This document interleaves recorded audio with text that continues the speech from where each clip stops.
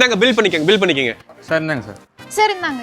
Sir இந்தாங்க. நான் இதெல்லாம் பர்ச்சேஸ் பண்ணவே இல்லையே. சார் நம்ம கிட்ட 25,000க்கு வாங்குனீங்கன்னா விஐபி ட்ராலியும் 50,000க்கு ஏர் ஃப்ரையும் அது மட்டும் இல்லாம 1 lakhக்கு மைக்ரோவேவும் ஃப்ரீயா தரோம்.